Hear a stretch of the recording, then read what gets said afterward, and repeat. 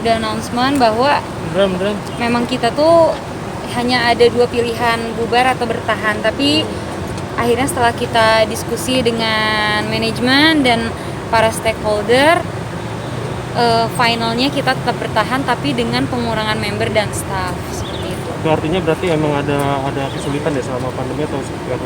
Pasti awalnya tuh ya mungkin kita juga tetap stay positif gitu. Oke, kita tetap jalan gitu. Karena kita masih banyak ada fans juga yang tetap support gitu. Karena JKT48 kan pasti disupport sama fans gitu. Tapi ya seiring berjalannya waktu, ya akhirnya benar-benar memang sesulit itu gitu. Jadi memang ini adalah keputusan yang terbaik gitu untuk JKT48. Siapa aja kak yang kena pengurangan kak? Kita belum tahu. Selain Ada ini, berapa kak? Ada berapa yang kena? Jadi kita udah ada rencana tapi memang belum bisa kita share. Mungkin sih kenapa harus mengurangi member sih? Iya, karena itu memang sudah keputusan final yang benar-benar terakhir yang bisa kita lakukan untuk JKT48 tetap bertahan. sampai jual-jual aset nggak mungkin atau segala macam? Kalau sampai sejauh itu belum, tapi kita memang kenapa kita tetap bertahan, karena kita juga masih punya tujuan kita yang selalu positif, memberikan energi positif untuk masyarakat di Indonesia dan untuk fans JKT48. Ngasih pengertiannya ke anak-anak seperti apa untuk pengurangan ini? Dirumahkan atau gimana?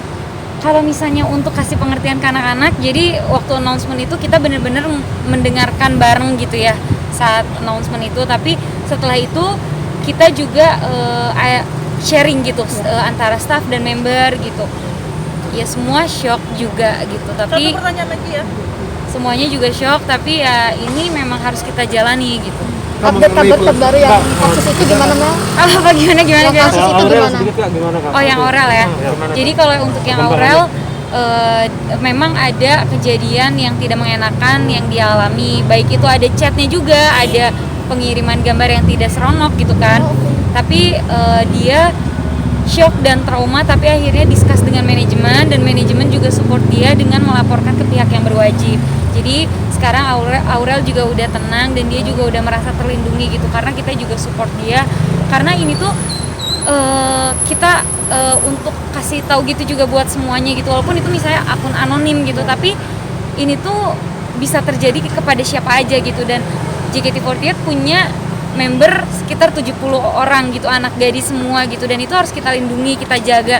Dan ini pun harus kita beritahu ke semuanya bahwa itu tuh bisa berdampak untuk orang yang menjadi korban gitu, entah itu shock atau trauma gitu kan.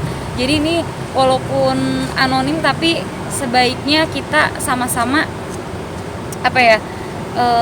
saling menghargai lah, baik mau ke perempuan atau ke laki-laki, kita sama-sama saling menghargai. Kalau kasusnya udah sampai mana?